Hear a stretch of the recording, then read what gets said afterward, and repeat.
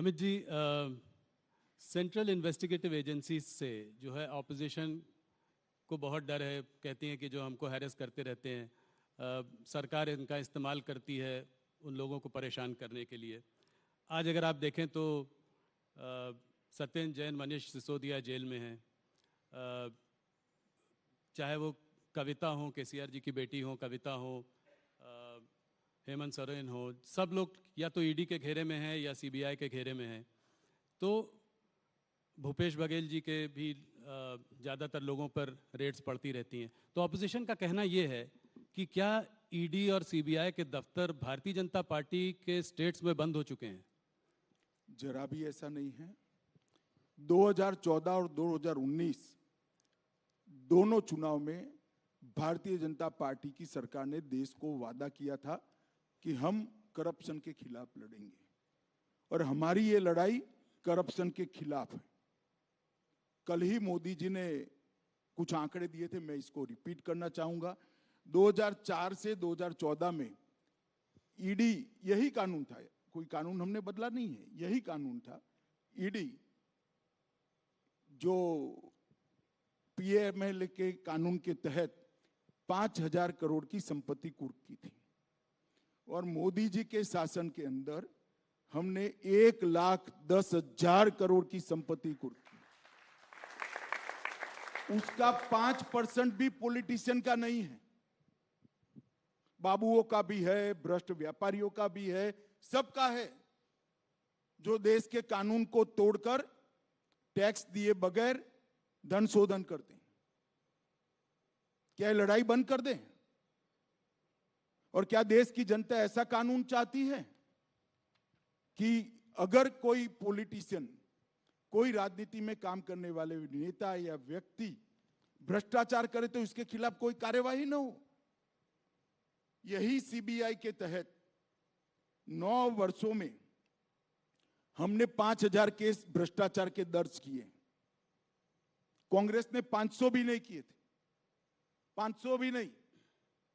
क्या 5,000 के 5,000 केस राजनीतिक पार्टियों के कार्यकर्ताओं पर है? ना, सभी के सामने है, बाबुओं के सामने भी है, व्यापारियों के सामने भी है, और मिली भगत के सामने भी है। और जहां तक दुरुपयोग का सवाल है, लालू जी पर केस किसने किया था? यूपीए की सरकार ने किया था जी। शेख अब्दुल्ला के खिलाफ विमान भरकर अफसर, वो बड़े वाला एयर इंडिया का पुराना विमान आता है, क्या कहते 320 या ऐसा विमान होता है, पूरा विमान भरकर अफसर भेजे थे और कई सालों के लिए जेल में डाल दिए थे। किसने किया था? इंदिरा जी ने किया था। ये तो भ्रष्टाचार के केस है। मैं राहुल जी को और उनकी पार्टी को याद कराना चाहता हूं, इमरजेंसी डालकर लाखों बेगुनाह विपक्ष के नेताओं को जेल में डाल दिया था 19 महीने तक, और बेल का प्रोविजन भी नहीं था। और यहां तो बेल का प्रोविजन, आप कोर्ट में जाइए। मैं आपको बताता हूं दुरुपयोग कैसे होता है, मैं उसका भुक्तभोगी हूं। हमारे खिलाफ कोई भ्रष्टाचार का केस कांग्रेस ने नहीं किया था। एक एनकाउंटर हुआ था, उसमें मैं राज्य का गृह मंत्री था, मुझ पर केस कर दिया और सीबीआई ने मेरी अरेस्ट की जी।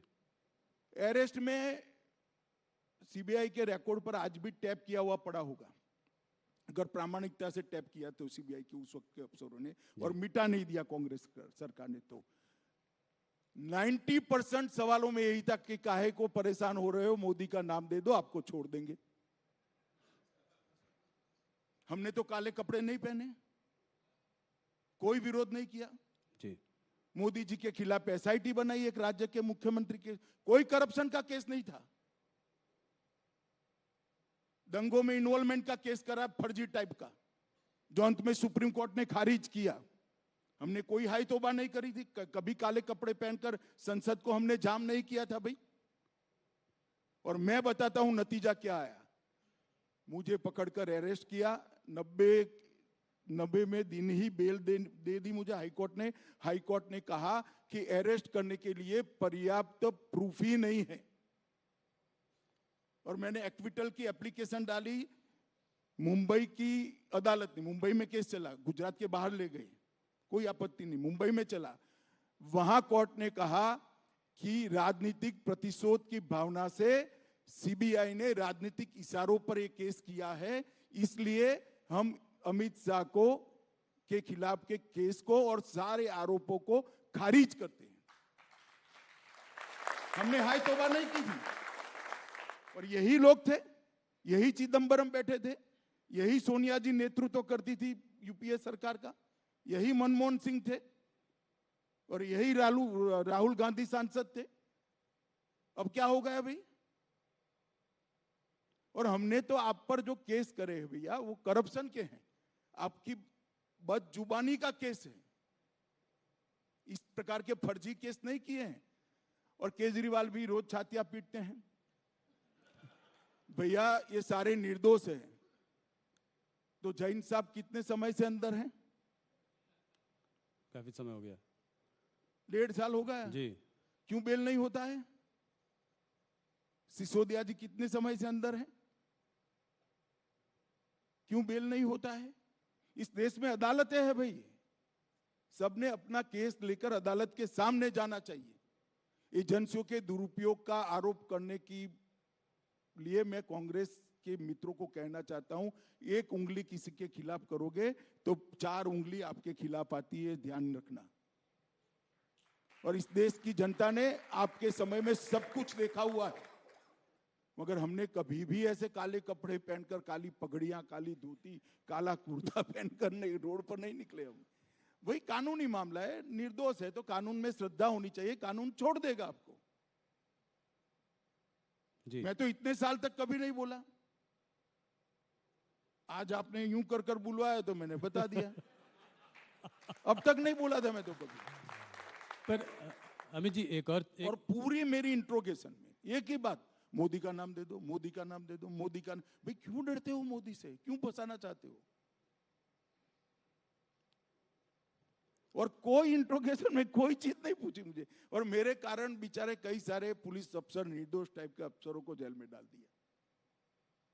और वही कांग्रेस आज ये प्रलाप कर रही है, वही चिदंबरम साहब आज बोल रहे हैं, वही कपिल सिब्बल बोल रहे हैं, वही अभिषेक मनु सिंघवी बोल रहे हैं।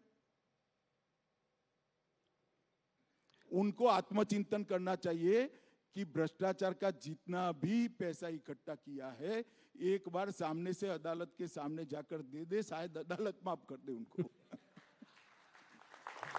ये ढूंढकर पकड़ेंगे तो तकलीफ आएगी।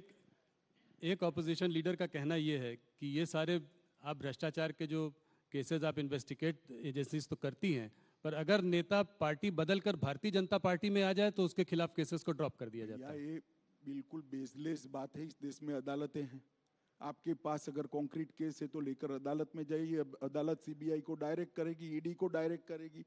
कौन ईडी और सीबीआई की हिम्मत है अदालत के डायरेक्शन के खिलाफ काम करने की? बताइए किसकी हिम्मत है? और कांग्रेस पार्टी क्या मानती है? इस देश में अदालतें बंद हो गई है, जाइए आप अदालत में। ये 14 अपोजिशन पार्टीज ने सुप्रीम कोर्ट में एक याचिका दायर की भी है, जहां पे वो कह रहे हैं कि गाइडलाइंस फॉर अरेस्ट होना चाहिए। 3 गाइडलाइंस की उन्होंने बात करी है, इसको कैसे देखते हैं? अरे भाई, इस देश में अरेस्ट की, बेल की और रिमांड की, तीनों की गाइडलाइन सुप्रीम कोर्ट के 5 जजमेंटों से प्रस्तावित है।